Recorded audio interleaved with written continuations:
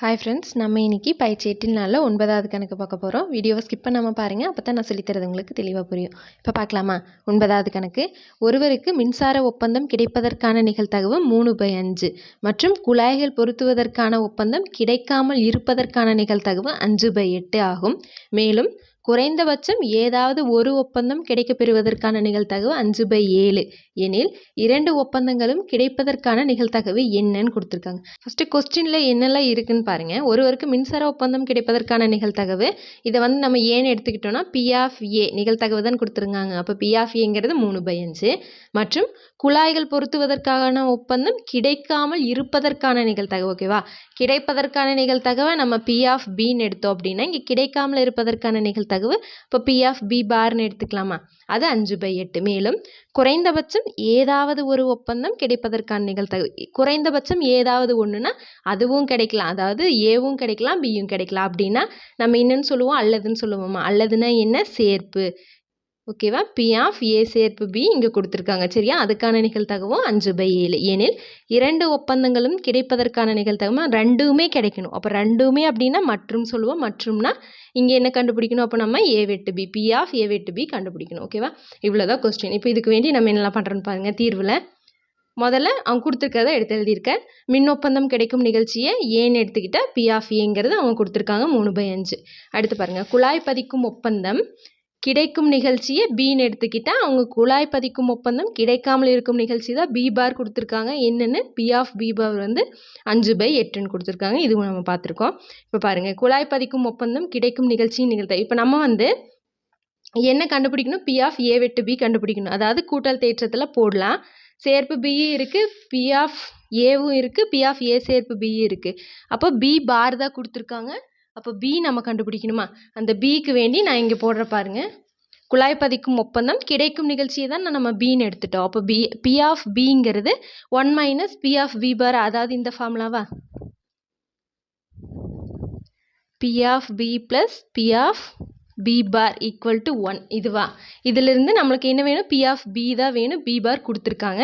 அப்போ இதை மட்டும் இங்கே வச்சிட்டோம் அப்படின்னா இது இந்த சைடு போகும்போது இங்கே P of B அப்படியே இருக்கும். இங்கே 1 - P of B பார்னு வருமா? இதைத்தான் நான் இங்கே எடுத்து எழுதியிருக்கேன். சரியா? இப்போ பாருங்கள், அப்போ P of B equal to 1 - P of B பார்ங்கிறது எவ்வளோ கொடுத்துருக்காங்க? 5/8. சரியா? ஈஸியாக எடுத்தோம் அப்படின்னா இங்கே கீழே 8ஆல் பெருக்குவோம். 8 இல்லை, அதனால் 8ஆல் பெருக்குவோம். மதிப்பு மாறாமல் இருக்கிறதுக்கு வேண்டி மேலேயும் 8ஆல் பெருக்குவோம். அப்போது 1 8 8 -5/8 கழிச்சோம் அப்படின்னா P of Bங்கிறது 8லேருந்து 5 போச்சுன்னா 3/8. சரியா? இப்போ P of B கண்டுபிடிச்சிட்டோம். இதை அவங்க கொடுத்துருக்காங்க. குறைந்தபட்சம் ஏதாவது ஒரு ஒப்பந்தம் கிடைக்கும் நிகழ்ச்சி A சேர்ப்பு B அவங்க கொடுத்துட்டாங்க. ஓகேவா? இப்போ இது 2 ஒப்பந்தமும் கிடைக்கும் நிகழ்ச்சி A வெட்டு B அப்படின்னு எடுத்துக்கிட்டோம் அப்படின்னா இப்போ P of A வெட்டு B தான் என்னன்னு கண்டுபிடிக்கணும். இப்போ நிகழ்தகவின் கூட்டல் தேற்றம் ஃபார்முலா எழுதலாம் பாருங்க. ஃபர்ஸ்ட் P of A சேர்ப்பு B equal to P of A plus P of B minus P of A வெட்டு B. ஓகேவா? P of Aங்கிறது எவ்வளோ கொடுத்துருக்காங்க? 3/5. P of Bங்கிறது நம்ம என்ன கண்டுபிடிச்சோம்? 3/8. A வெட்டு Bங்கிறது நம்மளுக்கு தெரியாது, அதை அப்படியே வச்சுக்கலாம். இங்கே P of A சேர்ப்பு Bங்கிறது கொடுத்துருக்காங்க எவ்வளோ? 5/7 அப்படின்னு. இப்போ பாருங்கள், தெரிஞ்சதெல்லாம் ஒரு சைடு, தெரியாததெல்லாம் ஒரு சைடு கொண்டு வந்துடலாம். அதுக்கு முன்னாடி இந்த P of A வெட்டு Bங்கிறது ப்ளஸில் தானே இருக்கணும். நம்மளுக்கு இங்கே மைனஸில் இருக்குது. அப்போ இது ப்ளஸ்ஸாக மாற்றணுன்னா இது சமத்துக்கு இந்த சைடு கொண்டு வந்துடலாமா? அப்போ இந்த சைடு கொண்டு வரும்போது அது ப்ளஸில் ஆயிரும். கொண்டு வந்துடலாம் பாருங்கள். இப்போ P of A வெட்டு B ஈக்குவல் டு, இப்போ இது இந்த சைடு போச்சுன்னா இங்கே கூட்டலில் இருக்குது, இந்த சைடு வரும்போது கழித்தலில் வரும். இங்கே 3/5 இருக்குது, ப்ளஸ் 3/8, இது கழித்தலில் வருமா? -5/7. இப்போ பாருங்கள், கீழே மீசிமாக எடுக்கணும். கீழே 3 நம்பருமே வித்தியாசமாக இருக்குது, அதாவது வேறு வேறு நம்பராக இருக்குது. அதனால் 3மே பெருக்கி அதையவே மீசிமாக எடுத்துடலாம் பாருங்கள். 8 40, 40 கூட 7 பெருக்குனா 4 7 28, 280ன்னு வரும். அப்போ 280 நான் கீழே பொதுவாக எடுத்துக்கிறேன்.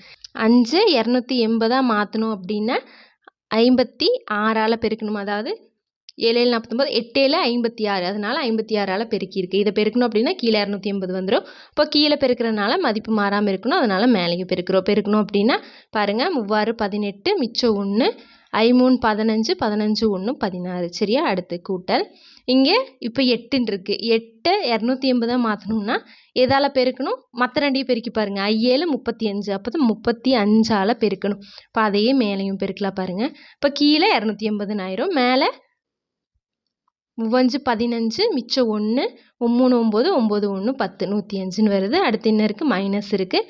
இப்போ இங்கே 5ன்னு இருக்குது. இங்கே 7ங்கிறத 280 மாற்றணுன்னா எதால் பெருக்கணும்? 8 40, அப்போ 40ஆல் பெருக்கணும். அப்போ கீழே பெருக்கிறனால மேலேயும் பெருக்கணும் அப்படின்னா 5 20, 200ன்னு வரும். சரியா? இப்போ பாருங்கள், இப்போ இந்த ரெண்டையுமே கூட்டி கழிச்சிடலாம். கூட்டினோம் அப்படின்னா இந்த ரெண்டையும் 168 105 கூட்டினா 3 1 7 273 கழித்தல் இந்த 200 அப்படியே இருக்கா பை 280. ஓகேவா? இப்போ இதிலேருந்து இது போச்சுன்னா 73 பை 280ன்னு வருது. அவ்வளோதான் நம்ம ஆன்சர். அப்போ பி ஆஃப் ஏ வெட்டு பி, அதாவது 2 ஒப்பந்தங்களும் கிடைப்பதற்கான நிகழ்தகவு பி ஆஃப் ஏ வெட்டு பி ஈக்குவல் டு 73 பை 280. அடுத்து 10வது கணக்கு பாருங்கள். 8000 மக்கள் தொகை கொண்ட ஒரு நகரத்தில் 1300 பேர் 50 வயதிற்கு மேற்பட்டவர்கள் மற்றும் 3000 பேர் பெண்கள், மேலும் 50 வயதிற்கு மேற்பட்ட பெண்கள் 30% உள்ளனர் எனவும் தெரிய வருகிறது. தேர்ந்தெடுக்கப்படும் ஒரு நபர் பெண்ணாக அல்லது 50 வயதிற்கு மேற்பட்டவராக இருப்பதற்கான நிகழ்தகவு கேட்டிருக்காங்க. சரியா? அதாவது என்ன கேட்டிருக்காங்க? பெண்ணாக அல்லது 50 வயதிற்கு மேற்பட்டவராக, அல்லதுன்னா சேர்ப்புன்னு சொல்லுவோமா? இப்போ பி ஆஃப் ஏ சேர்ப்பு பி நம்ம கண்டுபிடிக்கணும். ஓகேவா? இதுதான் கண்டுபிடிக்க போகிறோம். இப்போ பாருங்கள், 8000 மக்கள் தொகை கொடுத்துருக்காங்க, அதனால் என்ஆஃப்எஸ்ங்கிறது 8000. அப்புறம் பாருங்கள், 1300 பேர் 50 வயதிற்கு மேற்பட்டவர்கள் மற்றும் 3000 பேர் பெண்கள். இப்போ பெண்ணாக இருக்கும் நிகழ்ச்சியை நான் ஏன்னு எடுத்துக்கிட்டு, அடுத்து 50 வயதிற்கு மேற்பட்டவர்கள் இருக்கும் அந்த நிகழ்ச்சியை நான் பின்னு எடுத்துக்கிட்டேன். சரியா? இங்கே பாருங்கள், பெண்ணாக இருக்கும் நிகழ்ச்சி ஏ. அப்போது என் ஆஃப் ஏங்கிறது எத்தனை பெண்கள் கொடுத்துருக்காங்க? 3000 பெண்கள். அப்போ n of A equal to 3000. சரியா? இப்போ பி ஆஃப் ஏ கண்டுபிடிச்சிடலாமா? P of A equal to N of A by N of S. N of ஏங்கிறது 3000, என் ஆஃப் எஸ்ங்கிறது 8000. அடுத்து 50 வயதிற்கு மேற்பட்டவராக இருக்கும் நிகழ்ச்சியை நான் பின்னு எடுத்துக்கிட்டேன். அப்போ என் ஆஃப் பிங்கிறது அவங்க எவ்வளோ கொடுத்துருக்காங்க? 50 வயதிற்கு மேற்பட்டவர்கள் 1300 பேர். அப்போ இதுலேயும் P of B equal to N of B by N of S. சரியா? என் ஆஃப் பிங்கிறது 1300, என் ஆஃப் எஸ்ங்கிறது 8000. இதையெல்லாம் நம்ம கேன்சல் பண்ண வேணாம், ஏன்னா பின்னாடி அந்த ஃபார்முலாவில் போடும்போது கேன்சல் பண்ணாமல் இருந்தால் நம்மளுக்கு கூட்டும்போது கழிக்கும்போது ஈஸியாக இருக்கும். அதனால் இப்படியே வச்சுக்கலாம். இப்போ என்னென்னா அவங்களே கொடுத்துருக்காங்க, அதாவது 50 வயதிற்கு மேற்பட்ட பெண்கள் வந்து 30% பேர் இருக்காங்க அப்படின்னு கொடுத்துருக்காங்க. எண்ணிக்கை கொடுக்கல, 30% பேர்னு கொடுத்துருக்காங்க. இப்போ என்னென்னா 50 வயதிற்கு மேற்பட்ட பெண்கள்னால் 50 வயதிற்கு மேற்பட்டதை நம்ம பின்னு எடுத்தோம், பெண்களை ஏன்னு எடுத்தோம். அப்போ ரெண்டுமே இருக்கும்போது அதை நம்ம என்னென்னு எடுப்போம்? ஏ வெட்டு பின்னு எடுப்போமா? அதைத்தான் நான் இங்கே எடுத்திருக்கேன். 50 வயதிற்கு மேற்பட்ட பெண்ணாக இருக்கும் நிகழ்ச்சியை ஏ வெட்டு பி என்க அப்படின்னு நான் எடுத்துக்கிட்டேன். இப்போ அவங்க என்னன்னு கொடுத்துருக்காங்க? இப்போ என் ஆஃப் ஏ வெட்டு பி வேணும் அப்படின்னா, அதாவது 30%னா என்ன அர்த்தம்? 100க்கு 30 பேர். கரெக்டா? 30%னா 100க்கு 30 பேர். அப்போ மொத்தமாக இருக்கிற பெண்கள் எவ்வளோ? 3000 பேர். சரியா? அதில் 50 வயதிற்கு மேற்பட்டவர்கள் எத்தனை பேர்னு கண்டுபிடிக்கணும். புரிஞ்சுதா? என் ஆஃப் ஏ வெட்டு பிங்கிறது 30% கொடுத்துருக்காங்க, 100க்கு 30 பேருனா அப்போ 3000க்கு எத்தனை பேருன்னு கண்டுபிடிக்க போகிறோம். பாருங்கள், கேன்சல் பண்ணலாம். 0க்கு 0, 2 0க்கு 2 0 போயிடும். அப்போ மிச்சம் இருக்கிறது 30 பெருக்கல் 30, 30 பெருக்குனா 900ன்னு வருதா? சரியா? அப்போ என் ஆஃப் ஏ வெட்டு பிங்கிறது 900. அப்போ பி ஆஃப் ஏ வெட்டு பி கண்டுபிடிச்சிடலாமா? பி ஆஃப் ஏ வெட்டு B equal to N of A வெட்டு B by N of S. N of A வெட்டு பி 900, என் ஆஃப் எஸ்ங்கிறது 8000. இப்போ எல்லாமே கண்டுபிடிச்சிட்டோம். அவங்க கேட்ட கொஸ்டினுக்கு ஆன்சர் பண்ணலாம். பாருங்கள், ஒரு நபர் பெண்ணாக அல்லது 50 வயதிற்கு மேற்பட்டவராக இருப்பதற்கான நிகழ்தகவு. சரியா? அப்போது ஃபார்முலா என்ன? நிகழ்தகவுக்கான ஃபார்முலா அல்லது, அதனால் சேர்ப்பு ஏ சேர்ப்பு பி. பி ஆஃப் ஏ சேர்ப்பு பி ஃபார்முலா என்ன? P of A plus P of B minus P of A விட்டு பி. இப்போ பி ஆஃப் ஏ எல்லாமே கண்டுபிடிச்சிருக்கோம். பி ஆஃப் ஏங்கிறது 3000 பை 8000 ப்ளஸ் பி ஆஃப் பிங்கிறது 1300 by 8000 minus P of A வெட்டு பிங்கிறது 900 பை 8000. இப்போ பாருங்கள், இப்போ கீழே 8000த்தை பொதுவாக எடுத்துக்கலாம், மேலே பாருங்கள் இங்கே 3000 + 1300 - 900. இப்போ ஃபஸ்ட்டு கூட்டுறதை கூட்டிக்கலாம் பாருங்கள். இந்த ரெண்டையும் கூட்டணும்னா 3000 1300 கூட்டினா 4300 - 900 / 8000. இப்போது 4300லேருந்து 900 போயிடுச்சுன்னா 3400 / 8000. இப்போ கேன்சல் பண்ணலாம் பாருங்கள். 2 0க்கு 2 0 போயிடும். இப்போ இதை எந்த வாய்ப்பாட்டில் கேன்சல் பண்ணலாம்? 2ஆம் வாய்ப்பாட்டிலேயே கேன்சல் பண்ணலாம் பாருங்கள்.